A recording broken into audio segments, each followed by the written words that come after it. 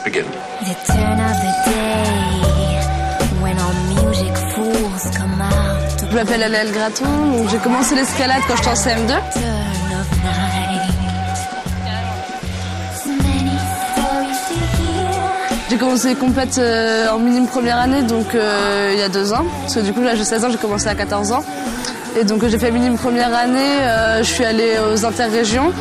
Minime deuxième année, j'étais qualifiée aux France. Je suis arrivée 36e sur 66, donc c'est pas exceptionnel, mais enfin voilà. Je suis en cadette et j'espère aller aux France aussi cette année.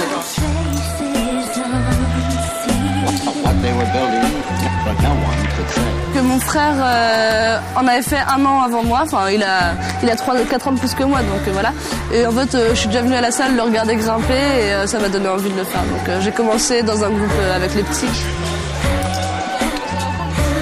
Le sport en lui-même, je trouve que ça fait travailler vraiment tout le corps. C'est une prise de conscience, de confiance en soi et confiance dans les autres. Quand on grimpe, si c'est par rapport à nous, déjà, faut pas avoir peur du vide. Il faut aussi avoir confiance en ceux qui nous assurent en bas. Donc, voilà, c'est toute une confiance. Après, ça développe toutes les parties du corps. Et c'est aussi l'ambiance de l'escalade, l'esprit de l'escalade. En fait, c'est vraiment pas compétition. Même en compétition, tout le monde s'encourage et c'est tout le monde. C'est l'ambiance du club, elle est super sympa. Et puis, voilà, tout le monde se connaît.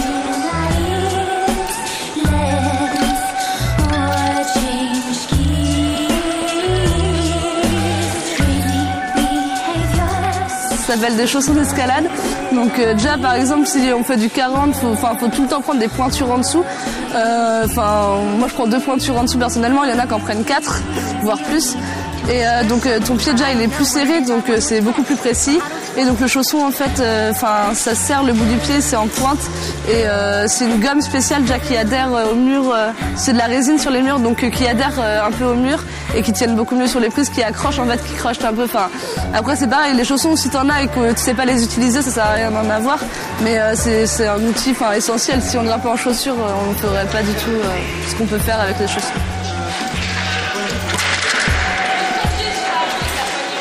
Donc on est par 2, il y en a un qui grimpe et un qui est en bas avec la corde. Donc au début il n'y a rien sur le mur, la corde elle n'est pas sur le mur.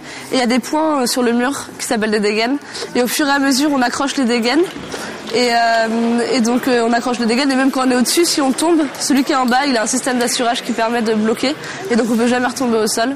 Et donc en fait on s'accroche au fur et à mesure sur le mur. Et puis quand on arrive là-haut il y a une dégaine finale et donc là on peut redescendre en sécurité. Après on enlève la corde et voilà. C'est comme ça pour toutes les voies.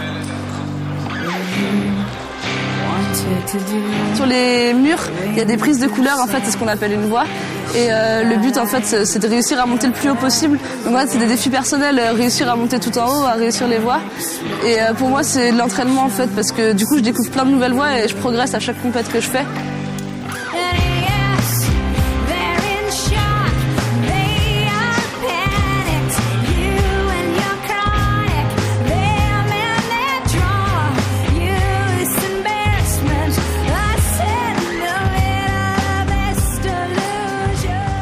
Soit du positif, c'est-à-dire que le mur est penché en avant, soit du vertical, soit du dévers. Donc dévers déjà tu dois plus forcer, ou du toit, tu dois grimper à l'horizontale en arrière. Et donc déjà ça apporte une difficulté différente. Et après il y a les prises. Donc il y a des prises, tu pourrais mettre toute ta main dedans, et d'autres prises ça s'appelle, il y a plein de sortes de prises après qu'on apprend, des réglettes, des plats. Et donc elles tiennent plus ou moins bien en fait. Quand t'es en dévers, quand t'es sur une grosse prise, tu peux être bras tendu, t'es super bien. Mais si t'es sur une petite prise, tu dois tout serrer. Et, voilà. Et après l'éloignement des prises aussi.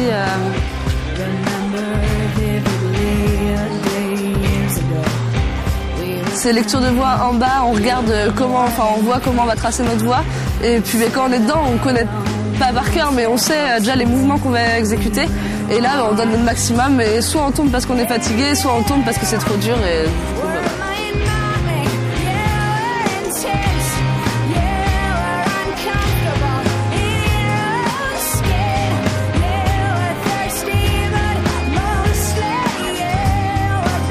On a 5 minutes pour faire la voie, mais c'est énorme. Souvent, on prend pas les 5 minutes. Et donc, c'est monter le plus haut possible, en fait. Et si, par exemple, des gens s'arrêtent sur la même prise, ça compte touche, enfin si on la touche, si on la tient ou si on la valorise. On est jugé par rapport à ça. Il y a des juges de voix en bas des voix en compétition. Donc voilà. Oui, il faut être bien échauffé et puis c'est la technique. Après, on apprend comment se placer. En fait, pour moi, un des facteurs essentiels en escalade, c'est le placement. C'est-à-dire si tu vas plutôt rentrer ton genou, si tu vas te mettre de profil, si tu vas te mettre face à la paroi, et c'est les mouvements après qu'on apprend à l'entraînement, quoi. Le mental.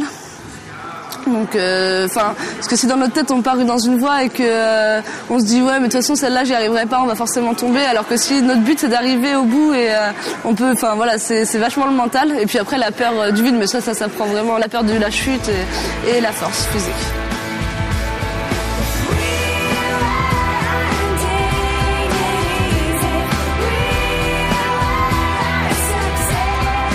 Les compètes, du coup, c'est pas souvent. Il y a juste départementaux, régions, interrégions, France. Il faut se qualifier.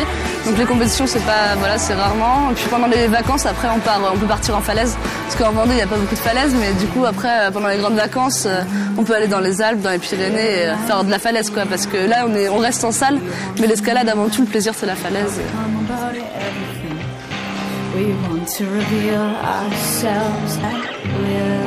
Et ce qui est génial, c'est de partir avec des amis ou moi, mes parents en font aussi, donc on peut partir l'été en famille aussi.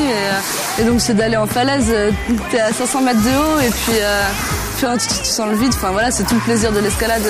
C'est la falaise quand même. C'est naturel et puis voilà.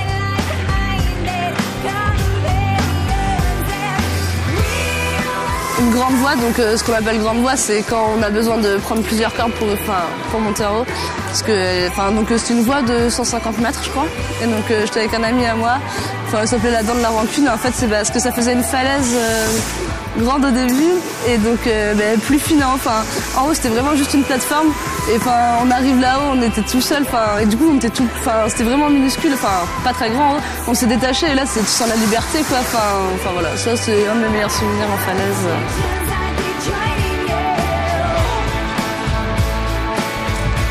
C'est cette sensation de peur qui est vachement agréable, quoi, parce que finalement c'est pas de la peur en mal, mais c'est que tu te sens libre aussi. C'est de l'adrénaline plus qu'autre chose.